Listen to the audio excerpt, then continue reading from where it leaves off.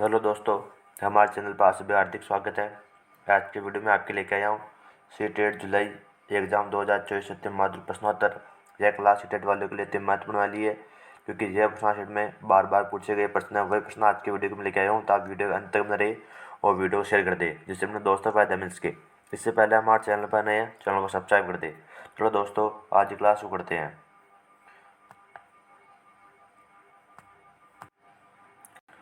Question 1 है, बोली और लहजे के बारे में कौन सा कथन सही है।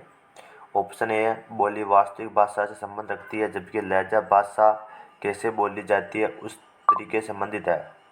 क्वेश्चन 2 है, लहजा ऑप्शन बी है, लहजा वास्तविक भाषा से संबंधित है, जबकि बोली भाषा बोलने के तरीके से संबंधित है।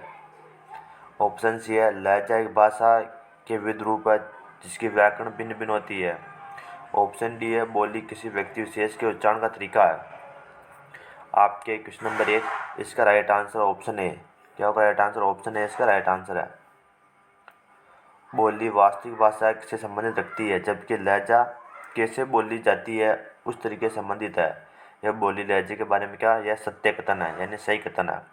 क्वेश्चन नंबर 1 का राइट आंसर होगा ऑप्शन ए। क्या होगा? Option A. क्वेश्चन 2 आपके, निपुण भारत मिशन का उद्देश्य एक ऐसे लक्ष्य के रूप में सुनिश्चित किया गया है कि वर्ष 2026-27 तक पूरा करना है। कक्षा 1 में साक्षरता के लक्ष्य इस तरह रखे गए हैं कि बच्चे ए ऑप्शन आपके कम से कम 2 से 3 वर्णों वाले सरल शब्द पढ़ पाए। ऑप्शन बी है, आयु उपयुक्त अपरिचित पाठ सामग्री में आए कम से कम 4 से 5 सरल शब्दों वाले छोटे वाक्य पढ़ पाए। सी आपके प्रति मिनट 40 से 45 से 60 शब्द अर्थ सहित पढ़ पाए। ऑप्शन डी है, प्रति मिनट कम से कम 60 शब्द अर्थ सहित पढ़ पाए। क्वेश्चन नंबर आपके हैं 2, इसका राइट आंसर ऑप्शन बी। क्या होगा right answer? Option B.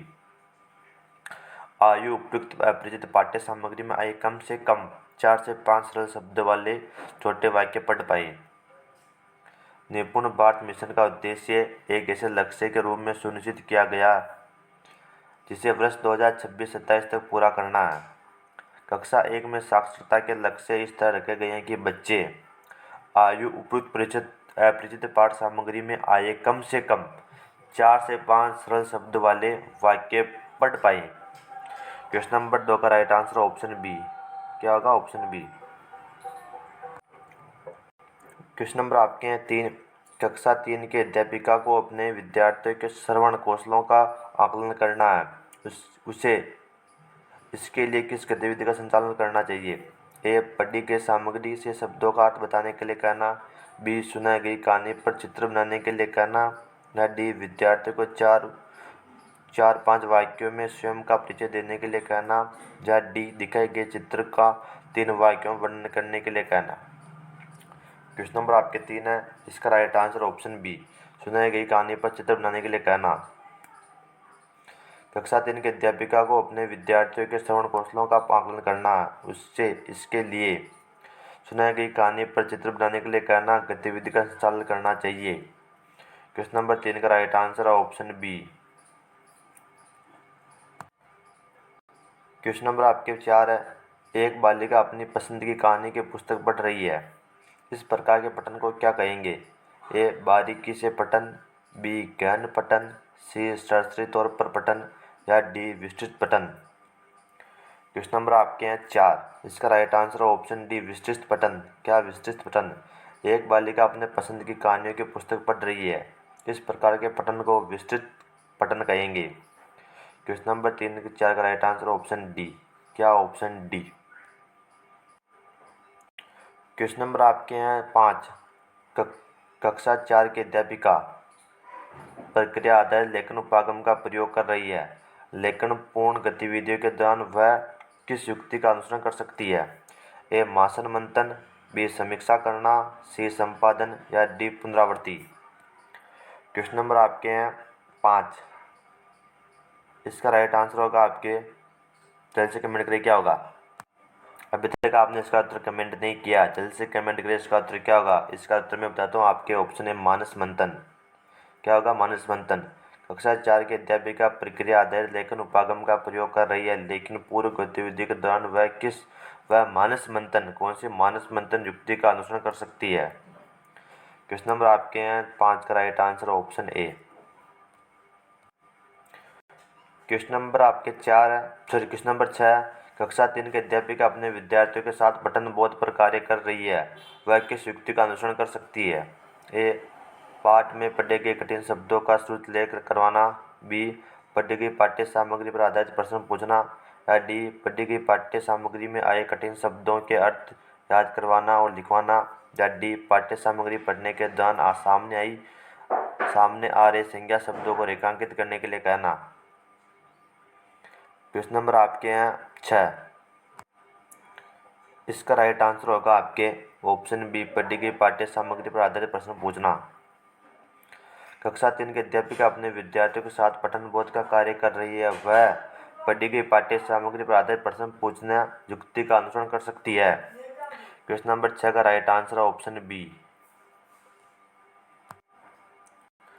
Question number आपके 7 है, एक पठन संबंधी गतिविधि जिसमें शिक्षार्थी पाठ्य सामग्री से विभिन्न हिस्सों को सुनते पढ़ते और तत्पश्चात कार्य को पूरा करने के लिए सूचनाओं का आदान प्रदान करते हैं, यह क्या कहलाएगी? ए, प्रवाह के साथ पाठ्य सामग्री। बी, प्रवाह के साथ श्रुत लेख। या सी, आपके डंब शिरोड मुक्त अभिनय। या बी, जिक्सा श्रुत लेख। क्या जिक्सा श्रुत लेख?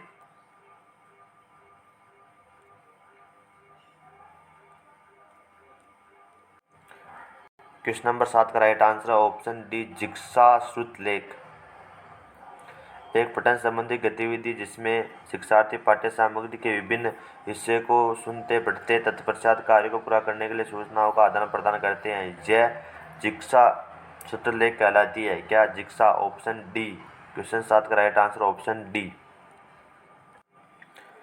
क्वेश्चन नंबर आपके 8 है, भारत सरकार द्वारा शुरू किए गए कार्यक्रम निपुण भारत मिशन का मुख्य केंद्र भाषा में बुनियादी कौशलों को मजबूत करना है, इसका पूरा नाम क्या है? Option A, national intervention for proficiency in understanding and numeracy. Option B आपके national institute for proficiency in reading with understanding and numeracy. Option C है national initiative for proficiency in understanding and numeracy. Option D आपके national intervention for proficiency in reading with understanding and numeracy. Question number आपके 8। Question 8 का right answer option B, national initiative for proficiency in reading with understanding and numeracy. Question number 8 का right answer है option B, Bharat सरकार द्वारा शुरू किए गए कार्यक्रम निपुण भारत मिशन का मुख्य केंद्र भाषा में बुनियादी कौशलों को मजबूत करना, इसका पूरा नाम क्या होगा? National institute for proficiency in reading with understanding and numeracy, इसका क्या पूरा नाम है? इसलिए आपके क्वेश्चन नंबर 8 का राइट आंसर होगा ऑप्शन बी। क्या होगा? Option B. क्वेश्चन नंबर आपके 9, एक शिक्षार्थी ने अध्यापक द्वारा किए गए भाषा कार्य को अपने सहपाठी या अवयस की मदद से पूरा करना है, वह इस कार्य को बिना मदद के किस सीमा तक कर सकती है और कितना अपने व्यक्ति या अधिक समकक्ष सहपाठी की मदद से कर सकती है? इन दोनों के बीच की संभाव्यता को क्या कहा जाएगा? ए, भाषा अर्जन उपकरण। बी, आरंभिक साक्षरता। सी, सदृशीकरण। या डी, निकृष्ट विकास का क्षेत्र। क्वेश्चन नंबर आपके 9 है, इसका राइट आंसर ऑप्शन डी, निकट विकास का क्षेत्र।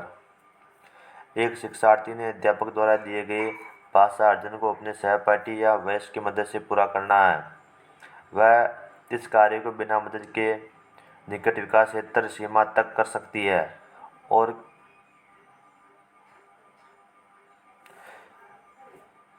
कितना अपने वयस्क या अधिक समकक्ष सहपाठी की मदद से कर सकती है? इन दोनों के बीच संभाव्यता को इन दोनों के बाद क्या कहते हैं हम, निकट विकास क्षेत्र कहा जाएगा। कौन सा, निकट विकास क्षेत्र। क्वेश्चन नंबर 8 का 9 का राइट आंसर ऑप्शन डी, क्या होगा, ऑप्शन डी।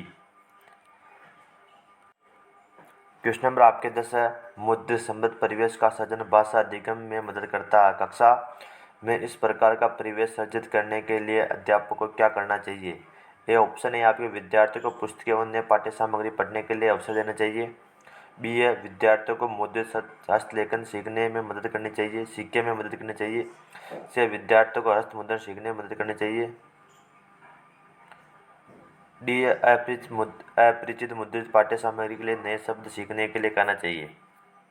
क्वेश्चन नंबर आपके 10 है, इसका राइट आंसर ऑप्शन है विद्यार्थियों को पुस्तकें एवं अन्य पाठ्य सामग्री पढ़ने के लिए अवसर देना चाहिए।